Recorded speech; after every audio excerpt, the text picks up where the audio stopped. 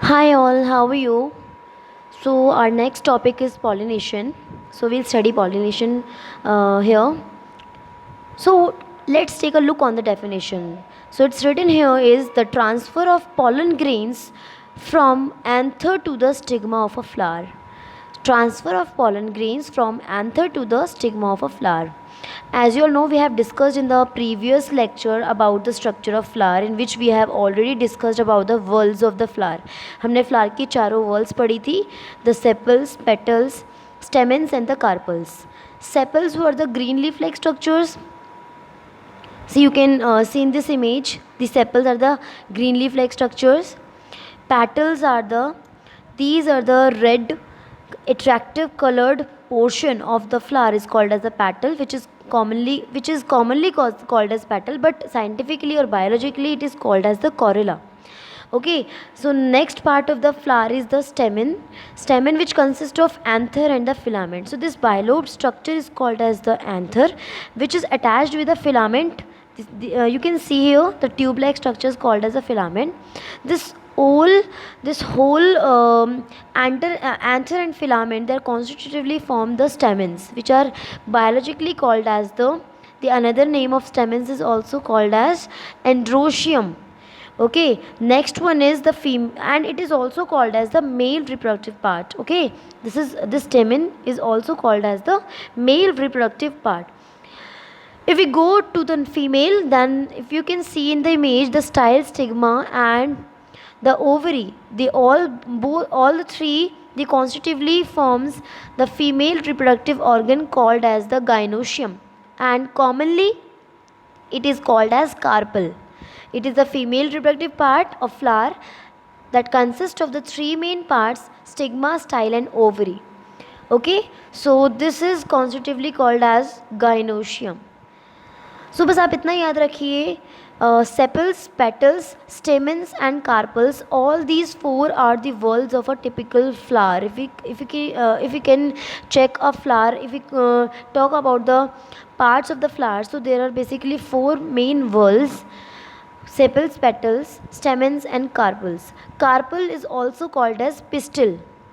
Carpel is also called as pistil. So you have the chances, आपके पास option है, आपको carpel easy लगता है बोलना, so you can say carpel. If you want to say pistil, if you feel easy in saying pistil, तो आप pistil भी इसको बोल सकते हो. Okay,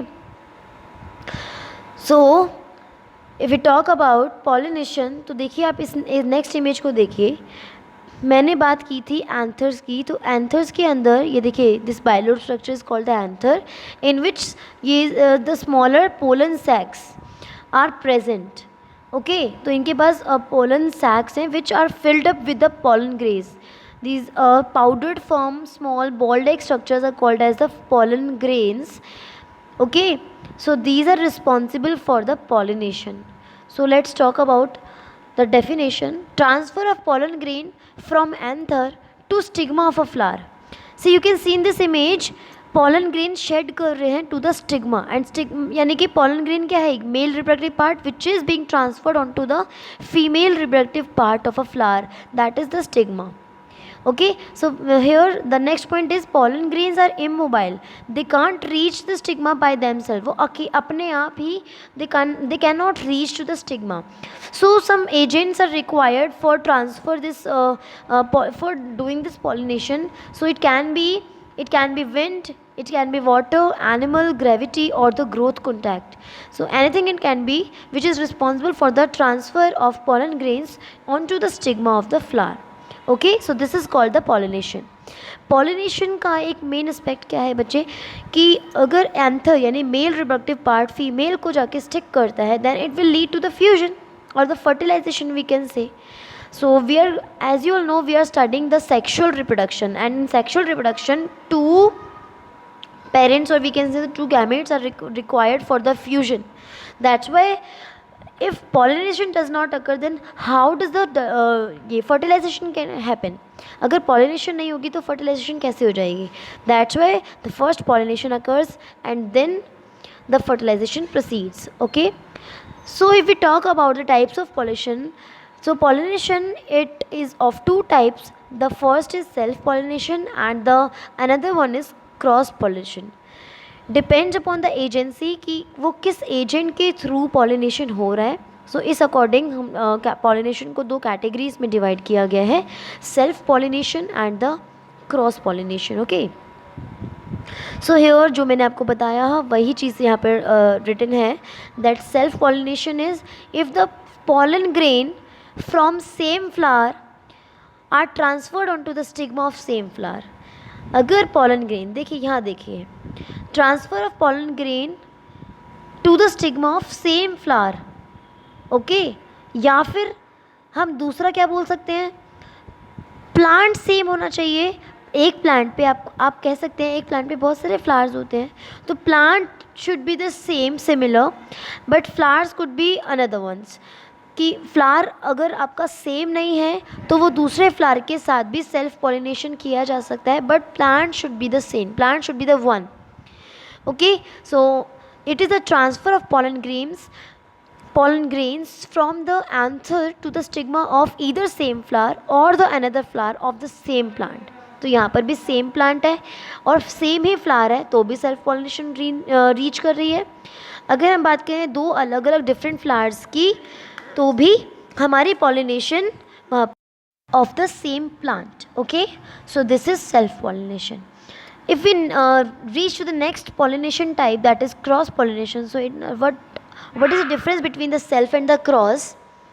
It is a transfer of basically pollen grains from anther of one flower to the stigma of another flower. देखिए यहाँ पर आपको plants भी different मिल रहे हैं और उनके flowers भी different मिल रहे हैं. ओके, यहाँ पर एक फ्लावर का जो एंथर है it transfer its pollen grains to the next or another flower of the next plant या another plant. Okay, so this is called the cross pollination.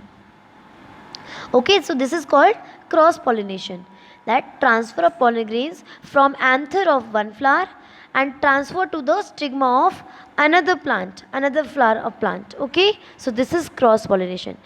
एक प्लांट के फ्लावर का एंथर पॉलन ग्रेन को क्या कर रहा है, ट्रांसफ़र कर रहा है कहाँ, on to the stigma of another flower of another plant. Okay, so this is called the cross pollination. So देख सकते हैं आप यहाँ पर आपको डाइवर्स करके भी दिखाया हुआ है. सेल्फ पॉलिनेशन क्या है कि एक फ्लावर के पॉलन ग्रेन्स उसी फ्लावर के स्टिग्मा को भी स्टिक कर सकते हैं, या एक प्लांट के अंदर अगर दो फ्लावर्स हैं तो एक का पॉलन ग्रेन दूसरे के स्टिग्मा पे जाकर स्टिक करे, that is self pollination. Cross pollination में प्लांट्स भी डिफरेंट एंड फ्लावर्स भी डिफरेंट. तो एक प्लांट का एक फ्लावर का जो एंथर है वो पॉलन ग्रेन्स को डिहाइज कर रहा है या ट्रांसफ़र कर रहा है on to the another flower stigma of the another plant. Okay, so this is the types of pollination. Next, when pollination occurs, then fertilization leads. तो यहाँ फर्टिलाइजेशन क्या होगा, देखिए हमने क्या पढ़ा, पॉलन ग्रेन्स क्या है, मेल रिप्रोडक्टिव सेल्स हो गई, एंड जो हमारा फीमेल रिप्रोडक्टिव सेल है वो क्या है, वो होता है हमारा ओव्यूल. वो हमारा ओव्यूल होता है which is present inside the ovary. देखिए अगर आप, मैंने आपको डायग्राम बताया था किसका, फीमेल रिप्रोडक्टिव पार्ट का, अगर आप उसको देख सकते हैं, ये देखिए डायग्राम में अगर आप देख सकते हैं, देखिए आपको ये ओवरी दिख रही है, this swollen part is called as the ovary, inside it is a ovule present which is called as the female reproductive cell. So fusion of male reproductive cell with the female that will lead to the formation of zygote, यानी 2 cell stage बन रहे, that is called as a zygote. And when the zygote develops, grows, then fertilization occurs and an embryo forms. एक embryo बनता है, and जब वो embryo आपका grow करता रहता है individually, then it will grow into a complete new individual, यानी कि वो एक seed की formation करेगा उसके बाद. So fusion here in what is fertilization? Fusion of the male and the female gametes is called as a fertilization. And product of fertilization is called as a zygote. जब male और female का fusion होगा then this called as zygote. Okay, so zygote several rounds of cell division cause करता है, यानी कि cell divisions होती है उसके अंदर बहुत सारी, 2 सेल स्टेज है, फिर 4 बनेगी, 8 बनेगी, 16, 32, 64, इस तरीके से हमारी सेल डिवीजन माइटोटिकली रन करती रहती है and then develops into a embryo. Then after that subsequently this embryo it develops into a new individual. Okay, so this way the fertilization occurs in the flowering plant. अब देखिए उसका process देखिए, fertilisation होती कैसे कैसे है. जब pollen grain stigma तक रीच करता है तो ये पॉलन ग्रेन क्या करेगा, स्टिग्मा से सारा का सारा जितना मॉइस्चर है, यानी स्टिग्मा का नेचर कैसा है, स्टिकी नेचर होता है. स्टिग्मा का नेचर कैसा, स्टिकी. तो ये पॉलन ग्रेन वो सारा मॉइस्चर एब्जॉर्ब करके वहाँ से जर्मिनेट होना शुरू कर देता है. जर्मिनेट यानी कि देखिए इस तरीके से जर्मिनेट यानी कि पॉलन ग्रेन अब एक ट्यूब के फॉर्म में वहाँ से कहाँ रीच करेगा, इनटू द ओव्यूल यानी कि egg. Okay, so this way the pollen grain it develops into a pollen tube. देखिए यहाँ पे इसने पॉलन ट्यूब फॉर्म किया है, समझ गए. After then what happens is it penetrates through the style. वो स्टाइल के थ्रू पेनिट्रेट करके it reaches to the ovule. Ovule देख पा रहे हैं आप. So this inside the ovary this green like structure is called as the ovule. Inside it some small egg cells or we can say the small nuclei are present. Okay, so these pollen nuclei देखिए जो pollen grain है वो pollen tube के through अपने दो pollen nuclei को reach कराता है, पहुंचाता है into the ovular part, ovule में पहुंचाता है through the pollen tube. And after fertilization what happens is ये pollen nuclei fuse करते हैं with the egg cell. And after then what happens is zygote is formed and this is called as fertilization. Okay, so this way fertilization occurs in the plants which lead to the formation of embryo. All right, so this way pollination leads to the fertilization. So yeah, you can see here each pollen grain grows a pollen tube down to the ovule and the pollen grain which is able to reach into the pollen tube only that pollen grain will be fertilized. वही pollen grain fertilize कर सकता है, बाकी rest of the pollen grains जो है वो ऊपर ही stigma के साथ स्टिक होकर वहीं अपने डिहाइस हो जाते हैं, वहीं तक रिमूव हो जाते हैं, डिज़ोल्व हो जाते हैं. जो एक pollen grain मतलब out of many of the pollen grains only one can transfer on to the pollen onto the ovule. उनमें से कोई एक ही रीच कर पाता है. Okay, so one pollen tube reaches to the ovule when a nucleus of a male it joins with the nucleus of female. तो जो mail का न्यूक्लियस है जब वो फीमेल के न्यूक्लियस से ज्वाइन करेगा, फ्यूज़ करेगा, then this will lead to the fertilization. After the fertilization what happens? Fruits and seed formation will be there. Fruits और seed formation होती है. After fertilization ovary enlarges into the fruit. जो ovary है वो fruit में develop हो जाती है and जितना जो हमारा ओवरी के अंदर जो ओव्यूल पार्ट है, ओव्यूल है वो सीड बन जाता है. वो जो ओव्यूल है वो सीड बन जाता है. ठीक है, सो you can see here in the image ovule it has many seeds, one and more seeds. Okay, so petal sepals और जो अदर पार्ट्स हैं फ्लावर के दे यूजली फॉल ऑफ, ये फॉल कर जाते हैं. Now if you talk about seed germination, अगर हमें पता है कि सीड डेवलप करता है ओव्यूल से, यानी कि जो आपकी ओवरी है वो फ्रूट में बन जाती है और जो आपका ओव्यूल है वो सीड फॉर्म करता है. तो सीड जर्मिनेट भी तो करेगा, जब वो सीड ग्रो करेगा प्रॉपर फिर आपको न्यू प्लांट फॉर्म करने के लिए वही सीड की रिक्वायरमेंट होगी. So this is called the seed germination, कि how we germinate the seed, seed से कैसे एक प्लांट फॉर्म हो सकता है. So germination process we will see here, it is the process by which a plant grows from a seed. देखिए एक normal plant कैसे एक सीड से ग्रो होता है, this is called as the germination. And the requirements और the conditions for the germination are the proper light, proper temperature, appropriate moisture, oxygen and the nutrients. Okay, so this is the proper ideal conditions for the germination. And what is the germination emerges? So it emerges the radicle and the plumule. So radicle क्या है? जो एक root develop करने में help करता है, part है seed का. And plumule is a part of the seed which develops into a shoot system. एक शूट को डेवलप करता है, एक रूट को डेवलप करता है. So radicle is for roots, plumule is for shoots और we can say the stems. So R for radicle, R for root, you can learn it by heart कि roots radicle के through and plumule से shoots. So let's take a look on the structure of the seed. देखिए आपने कोई भी, for example ये been seed है, आप उसको अगर सॉइल के अंदर एम्बेड करते हो, ग्रो करते हो, देन उसके पहले पार्ट्स की भी बात कर ली जाए कि पार्ट क्या क्या है सीड के। सो देखिए this outer most structure is called as the seed coat. ये बाहर वाला जो पोर्शन है that is brown structure is called as seed coat. जब इसको ग्रो करते हैं तो एक स्मॉल साइज़ की ग्रीन लीफ स्ट्रक्चर वहाँ से ओरिजिनेट होती है, वो वहाँ से बर्स्ट आउट होती है, that is called as the epicotyl which is responsible for the formation of the shoot system. And hypocotyl that will develop into a root, वो रूट के लिए प्रमोट करेगी उसको सीड के पार्ट को, और वो एपिकोटाइल शूट के लिए। तो देखिए प्लूम्यूल जो है वो शूटिंग में हेल्प कर रहा है, और जो रेडिकल है देखिए हाइपोकोटाइल के साथ ही ये एक्सेस होती हैं एपिकोटाइल और hypocotyl. These are the embryonal axes which which are responsible for the development of the shoot and the root respectively. Okay, so plumule shoots के लिए, radical roots के लिए। एंड देखिए ये आपको कॉटिलेडन्स दिख रहे हैं, जो इंटरनल आपको एक ये एडिबल पोर्शन जो दिख रहा है बीन्स का, that is called as the cotyledon. Okay, यहाँ पर हम कॉर्न की भी बात कर सकते हैं। So if you talk about the corns, तो कॉर्न का थोड़ा सा कॉम्प्लेक्स होता है as it is a monocot stem, तो इसका मोनोकॉट सीड, तो इसका एक थोड़ा कॉम्प्लेक्स स्ट्रक्चर है। प्लूम्यूल आप सभी जानते हैं। कॉलियोप्टाइल कोलियोराइजा क्या है?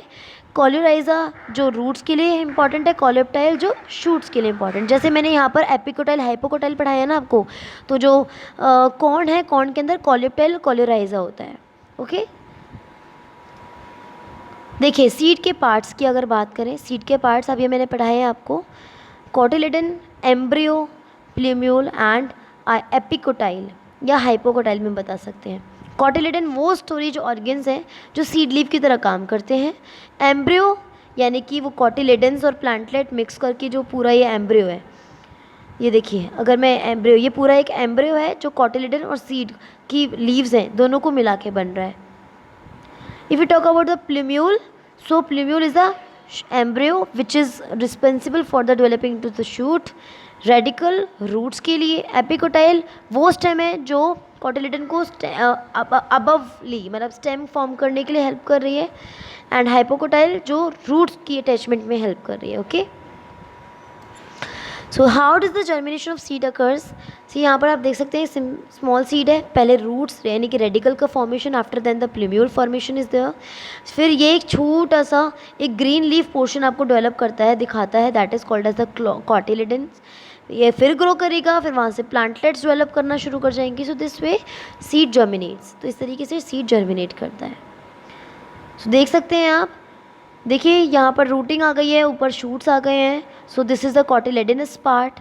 आप यहाँ पर भी देख सकते हो, this is root, this is hypocotyl.